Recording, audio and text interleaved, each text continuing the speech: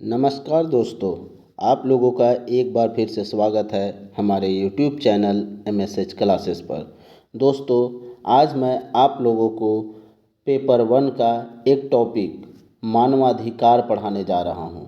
मानवाधिकार से दोस्तों 2 प्रश्न JPSC में रहेंगे, तो आप लोग 10-15 मिनट का समय निकाल के इस वीडियो लेक्चर को शुरू से अंत तक ज़रूर देखें, क्योंकि जितना मैं बताने जा रहा हूँ हर एक टॉपिक बहुत ही ओरिएंटेड है, एग्ज़ाम ओरिएंटेड है।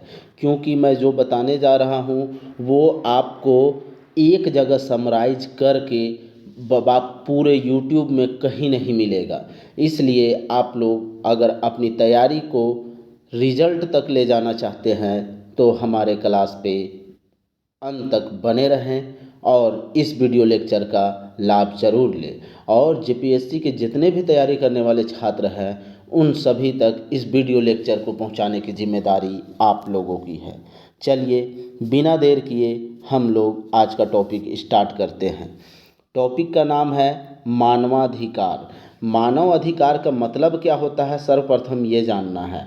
तो मानव जो जैसे ही मनुष्य जन्म लेता है तो जन्म लेने के साथ ही उसे कुछ सामाजिक अधिकार मिलता है, साथ ही साथ उसे कुछ संवैधानिक अधिकार मिलते हैं। उन्हीं सब को मिला के हम लोग मानवाधिकार कहते हैं। अब मानव अधिकार में हम लोग को क्या है कि संविधान के अनुरूप हम लोग को क्या क्या अधिकार मिल रहा है। तो हम लोग को शिक्षा का अधिकार मिल रहा है, स्वच्छ पर्यावरण का अधिकार मिल रहा है, काम मतलब सही जगह काम करने का अधिकार मिल रहा है।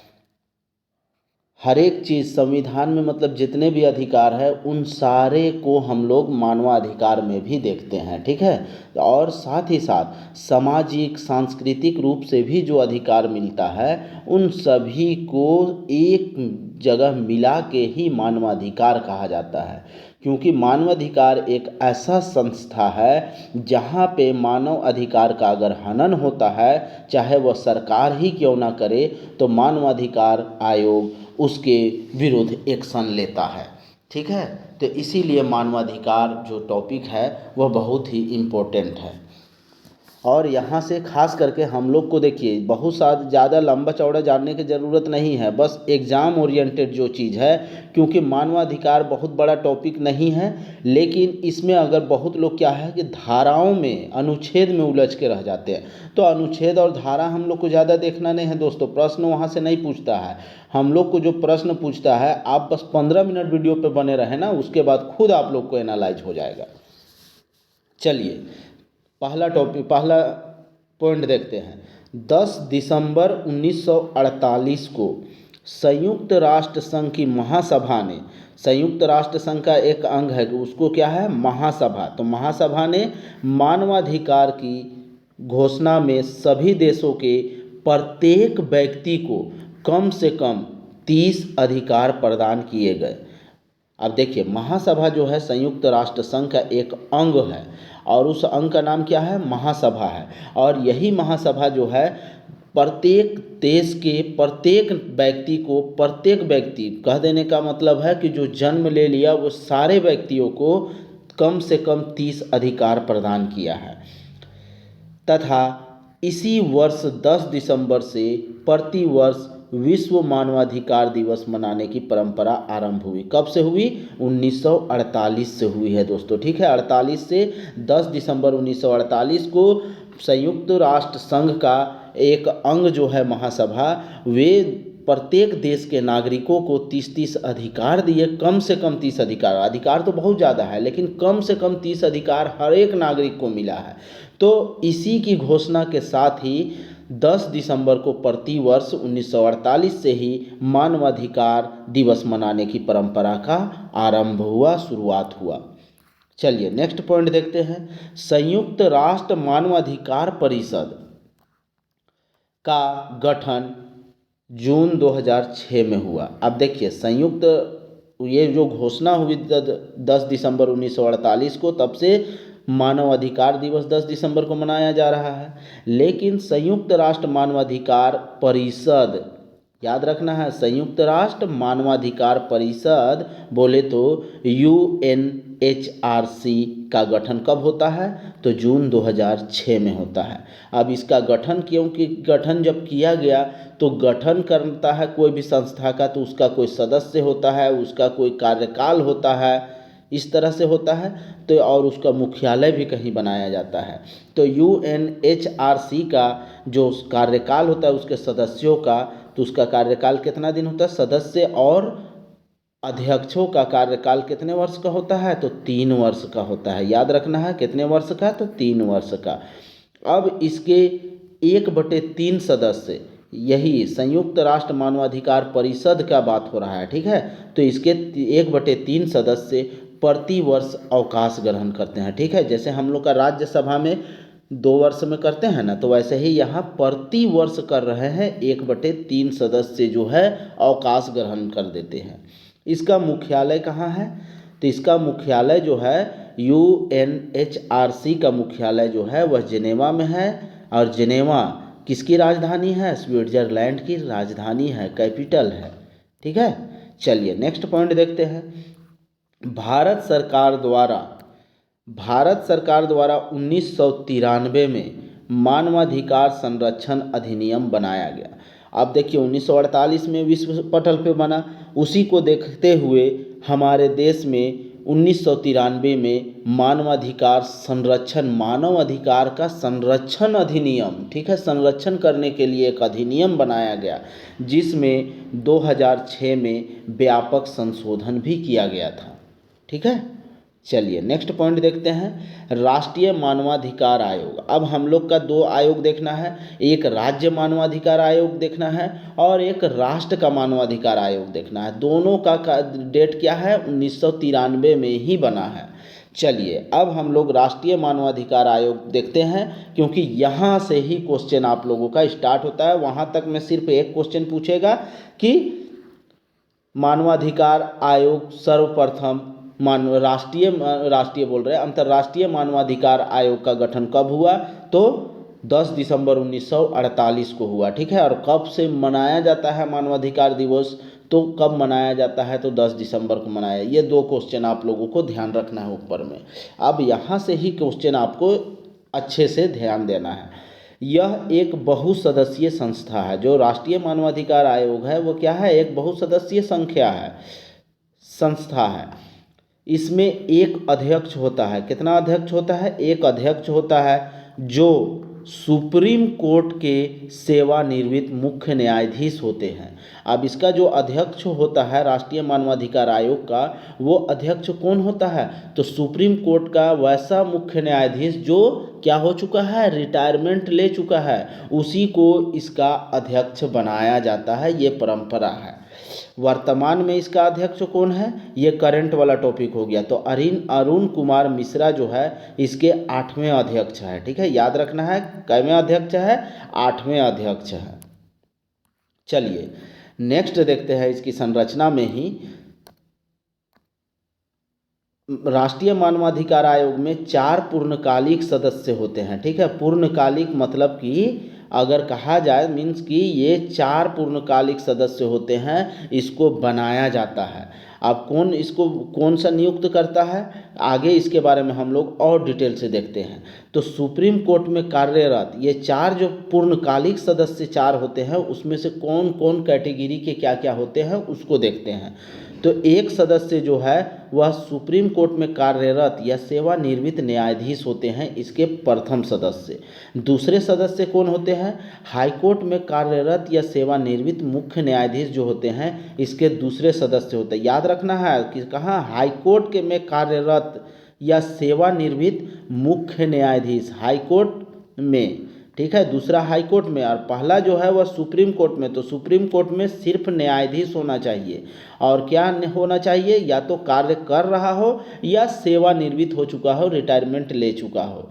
और 2 सदस्य, बाकी जो 2 सदस्य हुए, ये 2 सदस्य मानवाधिकार से संबंधित वह कार्य अनुभव वाले होते हैं, मतलब कि मानव अधिकार से संबंधित जानकारी रखते हैं, उन्हीं को इसका पूर्णकालिक सदस्य बनाया जाता है। कौन बनाता है, तो राष्ट्रपति बनाता है। किसकी सलाह पे बनाता है, तो प्रधानमंत्री के द्वारा गठित, प्रधानमंत्री के नेतृत्व में गठित एक एक आयोग समिति बनता है और उसी के सिफारिश पे इन सदस्यों की नियुक्ति की जाती है, याद रखना है, ठीक है। आगे हम बताएंगे इसके बारे में।